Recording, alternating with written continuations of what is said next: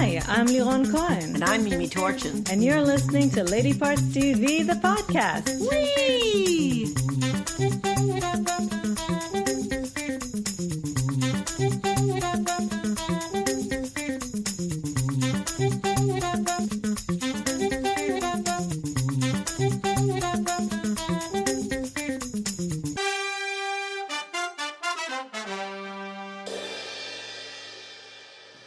Hi, everybody, and thanks for joining us on another podcast. Greetings and salutations. We had very miserable stats this week. I really feel that this is not up to our standard.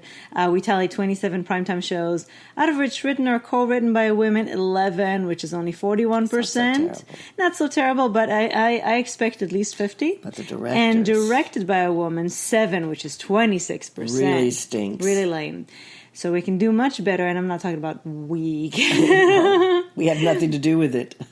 Now, Mimi, I have a confession to make. Yes? My name is Liron Cohen, and I am a Pack to the Rafters addict. Oh, well, you've come to the right place. Is this where we do you want me to be your sponsor? Yes, please, but I have a feeling you're just as hopeless as I am. Oh, my God. So listen, people, I know that we've reviewed Pack to the Rafters before. I know it's an old show, but the thing is that when we reviewed it last time, we had just started watching it, and we kind of said, well, you know, if it hadn't been for Rebecca Gibney, we probably wouldn't have even really watched it. But now... We're hooked. 2 weeks later and 3 seasons into it, mind you, there are 22 episodes in every season, we're just in love with the Rafters. We are. I'm telling you, probably if it were an American show, unless it was someone we really loved, we wouldn't even be watching it. It's a comedy, family drama. It's a dramedy, exactly. And with just the right balance...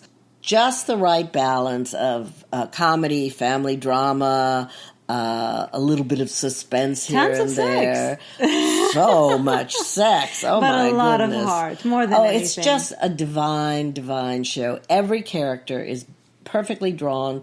It's wonderfully written, and I feel kind of like a member of the family. Yes, but thank God I don't have to cram myself into that one little house or in the next door, Carbo's house next door. Seriously, though, this show, which is by the way on Hulu, all 6 seasons of it really is. I don't know if it's because it's Australian and there's something so warm and sweet about it, but also it's just, they make you feel like you're part of the family, and they manage to keep the stories going and keep them fresh. They tackle social issues. They tackle human issues. Absolutely. Family issues. They do it very, very without shame and without being all prudish about it. It's all very open. Now, I'm not sure that everybody will feel quite so sucked into the family if you watch it slowly. But when you binge, you really do. But the fact that it makes us feel like we want to binge on it, too. I mean, we watch one and we immediately want to go to the next one.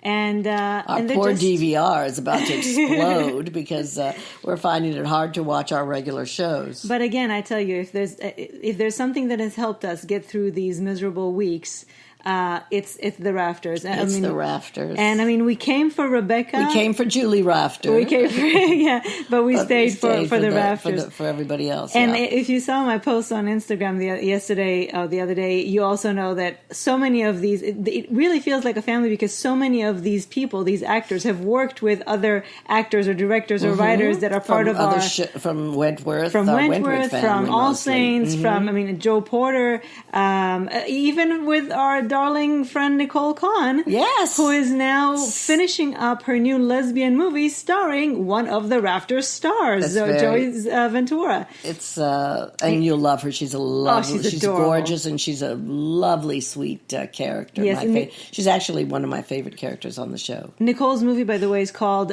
More Beautiful for Having Been Broken. We have talked to Nicole about it, and it just sounds so wonderful. We can't wait. Yeah, I think it'll be a beautiful film. And we'll, of course, tell you all about it when it comes. I just want to mention one more thing about the Rafters, which is... Of course you do. Julie and Dave, who are the parents of the Rafters. And usually when you have... And we'll actually, this will come full circle because at the end of this, we're going to talk about the Fosters for a little second. Mm-hmm. Usually when there is a family drama, the parents are, well... the parents. The parents. They're just- Father knows best, their or in this role- case, really, mother knows best. Their role really is the parents, and usually once they're over 40, there's no hint of sexuality or any kind of inner life or any kind of that stuff. And Julie and Dave, Au contraire with the Rafters. I love that. They are so vital. They're so sexualized. They're so sexy in love, and open. and and hot for each other, And full they're of both life. beautiful and adorable and loving and sexy and fabulous. And who could blame them? They have lovely chemistry. Yes, and I really appreciate that this show is letting a couple over 40 who are the parents, quote unquote, have a total life of their own and still be vital, active, sexy members of society. So thank you for that. Eric Thompson is quite cute, and he and Rebecca have really, really Good, sparky sparky. chemistry. He's an electrician. You'll get that. Yeah. That's a reference. So Back to the Rafters is on Hulu, 6 seasons, and even though it's not a new show, we highly recommend it as a binge on it whenever you can. It'll make you feel good. Yeah. And we've been needing to feel good. We have. Yeah. Okay. Now, Acorn, there's a new series called London Kills. It's premiering on Acorn TV Monday, February 25th. And it's a procedural starring Sharon Small, who I absolutely adore, Hugo Spear, Tori Allen Martin, and she's a trainee, a cop trainee, and she is also a lesbian. And the reason we're mentioning this Jenny Jacks, she's going to, I think, stay in the picture. She was very prominent in the first one, and we see the second episode she popped up too, and she's going to be part, I think, of this sort of inappropriate, perhaps lesbian. Well, she's a part of that, but also there's one through line throughout the episodes. Yes. Even though it's a procedural, there's one case that is... Yes, the detective inspector, Hugo Spear, he's been on compassionate leave, because his wife has been missing for 3 months. And actually, we find out that even though it's a procedural and every week is a different case, at least the first case that they look into has something to do with his missing wife. Yeah, the second one doesn't, but they still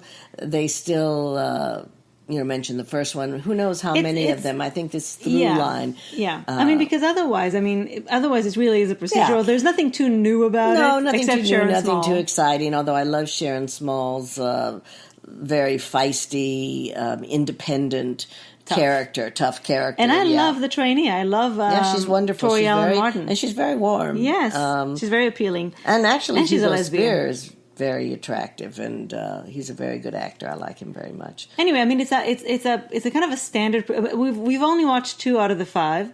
It's a kind of a little standard procedural, but the case that will really be interesting is the case of the missing wife, of course, and how the lesbian romance between this important witness. And the trainee, how that's going to figure in, because as you said, it's kind of inappropriate. Which it's quite inappropriate, and the thing is we don't know if it's going to proceed. The end of the second episode I think they're going to be entangled. That it's going to be something, I think so. which will make it very complicated. Yes, I mean they would be foolish to introduce that and then not go it'll there. be an interesting wrinkle on many many fronts. levels. Yeah. So anyway, London Kills premiering on Acorn TV Monday, February the 25th. 5 episodes.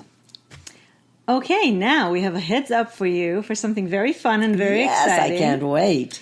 Many of you might be familiar with Miss Fisher, an Australian TV show, the Miss Fisher Murder Mysteries, and the wonderful Essie Davis. The wonderful Essie Davis, set in the 1920s, and it's coming back in 2 forms. Now, both will be on Acorn TV. The first is a feature film, a new feature film called Miss Fisher and the Crypt of Tears, starring the original Essie Davis, still set in the 1920s with many of the regulars, the series regulars. That will be a feature film. It's going to be a little bit interesting and different, because she's going to be out into the Middle East in search of ancient treasure. Okay. Well, and also premiering in Australia February 21st, and then it will come to Acorn. We don't have an exact date yet, but sometime in the early spring, hopefully, is the new Ms. Fisher's Modern Murder Mysteries, which is set in the 1960s and starring the darling, delicious, adorable Geraldine Hakewill, whom you might remember from Wanted, co-starring with who? Rebecca Gibney. And if you don't remember her from it, start watching it. Immediately. It's on Netflix. Don't forget. Wanted. So Jerry's going to play Peregrine Fisher, who doesn't even know that her aunt. She's never met her. She's never met her aunt, Phryne Fisher.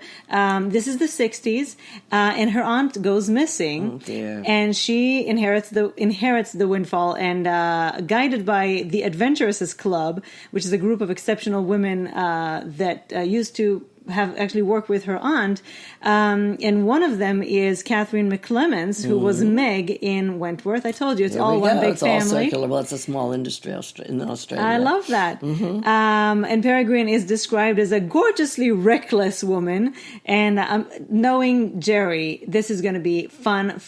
By the way, shot by the wonderful cinematographer from Wentworth that you might know, Kathy Chambers. And she said it was so much fun working on this show, and we just can't wait to see it.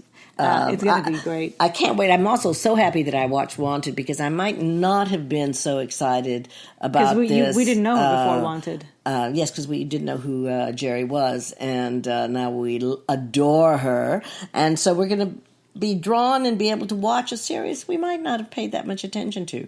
But the Miss Fisher, the original Miss Fisher series, was a huge hit. Oh, and I loved it. And I love Essie Davis. And it's going to be fun to move it to the 60s. The 20s was great. Now it's going to be 60s, a different era, but all the pizzazz and the glamour and all the adventure. It's going to be fantastic. And Acorn is a wonderful series. And I just want to say... A streaming service, I mean. Yeah. Oh, we love what a Acorn. I mean, seriously. They call it the Anglophiles Netflix. Oh. But I just want to say for a second about Jerry that she has such a spirit and such a charming energy about her. Yes, she's lovely. I'm just in love with her, and I will see anything she does, and especially I think this kind of role will let her really shine. You know us. We are loyal to the end. Yes. Grab us and you got us. So, Miss Fisher and the Crypt of Tears is the new feature film, and Miss Fisher's Modern Murder Mysteries both will be on Acorn, but right now, February 21st is the premiere of Jerry Hakewill's Miss Fisher. So, make sure to be on top of that. Modern Murder Mysteries, I think, with accent on mod. Yes. Yes. Okay, so now I put this down. The next one I put that down as a heads up, but actually by the time that you hear this podcast, it will have actually started on Amazon. So yes. All right. So if you have Amazon, and who doesn't, and you're interested in Lorena Bobbitt, this is that's what it's called. It's called Lorena. It's called Lorena. And it's a 4-episode docuseries. It premieres Friday, February 15th on Amazon Prime. It was executive produced by Jordan Peele. From Key and Peele. Interesting combo. Yes, and... Get Out. Get Out, yes, yeah. Yes. And it's directed by Joshua Rofe. It's I exactly remember I was there, not in the room. Oh, God, please. No, but I remember when it happened, and it was such a scandalo, and it was covered by every media outlet from top to bottom. And the trial was actually telecast. Exactly. Televised. It invests this series, this 4-parts documentary series, investigates the events of the crime. It takes place in 1993. Lorena Bobbitt sliced off her husband John's penis. In case you didn't know. She had been an abused woman, and she couldn't take it anymore. And the coverage of this was quite unfair, really, because it was a male-dominated press at the time. Still kind of yes, but there wasn't a lot of sympathy for women. Women were often treated as objects. And you're saying were or was. I think it's still all it's true. It's not the same way now. There's a lot. Yes, there is some of it, but let's face it. I heard a friend the other day who said she's already sick of the Me Too movement. Now, I want to know who that friend is Yeah. afterwards. Anyway, that's just as, everything gets to a point where it has to go back down. But at this time, there was no Me Too movement. Men dominated everything, and Lorena was the butt of many jokes. They decided to cover it more fairly from her point of view. And she's very much a part of it now. They covered the trial extensively. They speak to her about the aftermath. And I think it's going to be fascinating. It was a fascinating crime. John became a porn star. What I remember very, very clearly was the fact that she took the penis and drove out into the country and threw it into a field. They did manage to find it and reattach it. Too bad. Unfortunately. Yeah, more's the pity, but there you have it. Anyway, I think this is going to be fascinating. And anybody who remembers it will, I think, want to find out about Lorena more from her point of view. And anyone who doesn't know about this, I don't know how, I think will find this a fascinating documentary, and I think maybe a little more justice will be done. I was around and I remember it, but I wasn't here, and so I wasn't exposed to that amount of coverage. But what I am guessing, knowing the culture, is that the focus was on, oh my God, she sliced up this guy's penis, as opposed to what could it have been so terrible that made her do it. And I hope and I think that that's what's going to happen in this series, that they're really going to show just what kind of abuse this woman took that brought her to that moment. That she saw that there was no escape for her from this constant abuse, because he said that no matter where she goes, if she leaves him, he will find her and he will have sex with her whenever he wants to. He raped her often. In other words, rape, And she was just, driven to do this. And the only good thing is that at least the justice system did not convict her. Yes, for a change. Yeah. And the thing is oftentimes when women are abused and they say, oh, why didn't you just leave? And what they don't understand is that there is sometimes even more danger for a woman after she leaves. And that the danger, the fear, the terror, the dependency that is created in an abusive relationship, it's not that easy. And so a lot of women experience this. Not a lot of women do what she did. No, very few women do what she did. Exactly. So I hope that now they can use this to highlight domestic abuse, which they should have done back then, which is use that to show what women go through. So I think it's a very important story, and I'm so glad that she's getting her say now. Yes. So Lorena on Amazon starting actually this Friday. 15th. Yes, 4 episodes. I don't know about you, but we really enjoyed the BAFTA Awards. In fact, out of all the awards so far, I really enjoyed the BAFTA the most. And also one of the reasons I love watching the BAFTA is because we get exposed to movies that we seldom would have heard about otherwise. Exactly. And one of those movies is called Apostasy. It's on Amazon Prime right now. It was written and directed by Daniel, Cocotagilo. Cocotagilo. There's no I there. Okay. Who is himself an ex-Jehovah's Witness, and this is about one group of Jehovah's Witnesses, especially 3 women, starring Siobhan Finneran, who is one of the main reasons we also wanted to watch it. You'll know her from Downton Abbey and from Happy Valley. Sasha Parkinson is Louisa, and Molly Wright is Alex, they play Siobhan Finneran's daughters. And this is a very interesting, if slow and depressing, a story about a mother and her 2 daughters who are all devout Jehovah's Witnesses, although one of them in particular is struggling very much with her faith. They all face obstacles, one of them very severe health obstacles. The other daughter is pregnant. You can't have blood transfusions as Jehovah's Witness. It starts off a little slow, but it really develops into a very interesting film. It's a very sad film. It's a very depressing film. And it doesn't paint a very pretty picture of Jehovah's Witnesses, but, I don't know them very well and I don't want to judge them. But it's another one of those devout religions that leaves very little wiggle room for anything that is outside of the very strict rules as they have been, the Bible as it's been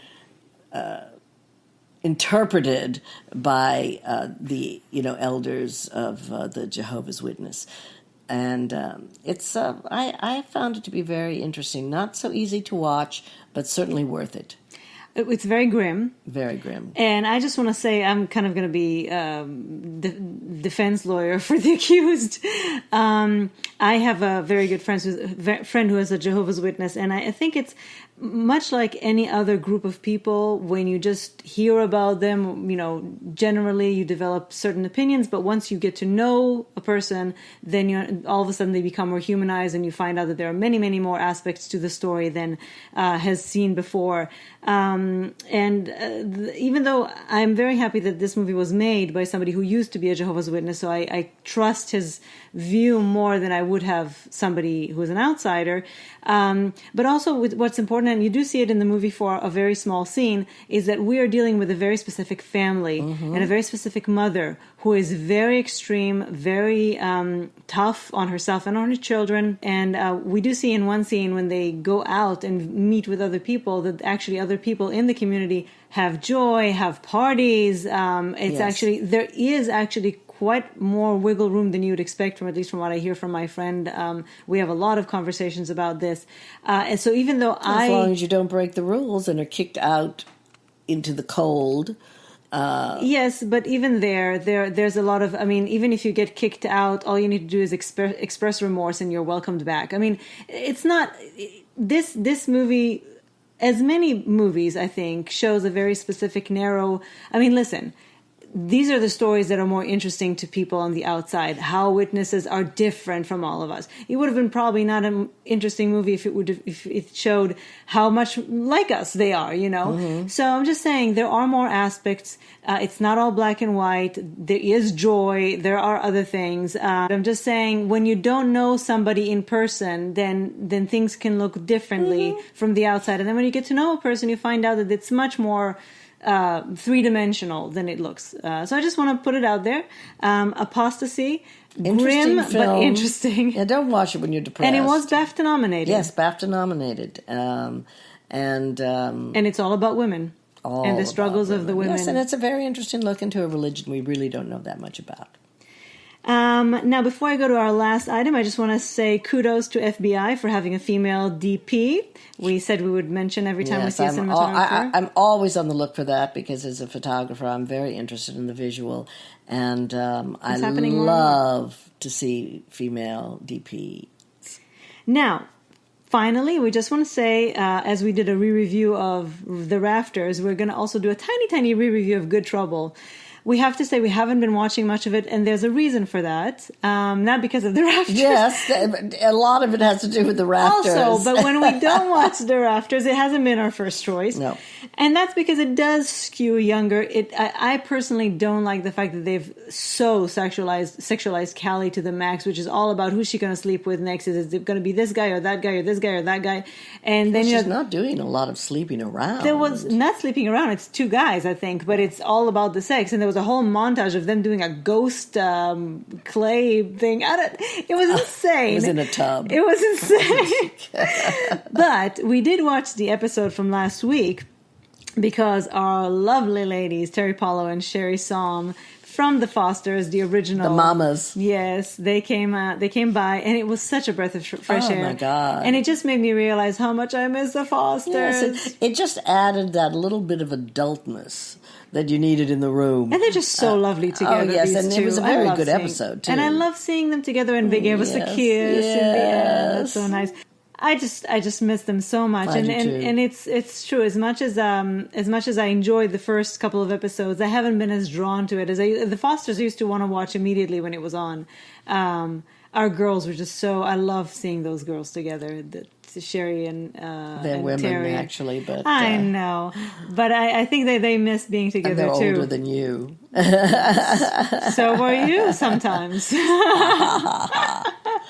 Anyway, it was wonderful to have them back. Anyway, and I do think that there should be one or two adults in the room. Or for, bring for back good the trouble. Fosters. Yeah. Bring back the Fosters. Even though now they sold the house. I They don't know sold the that house, I can... and Sherry Son running. is running for that would have actually been office. a great Yes. storyline to explore. I just would miss the house.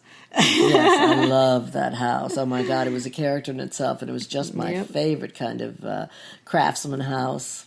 Anyway, thank you for joining us. As always. And we will see you very soon. We might not have a podcast next week because we actually are going to have an interview that I'm hoping to have done in time to post on the day of the podcast instead of the podcast. But we'll see. And have a wonderful week. Bye. Bye.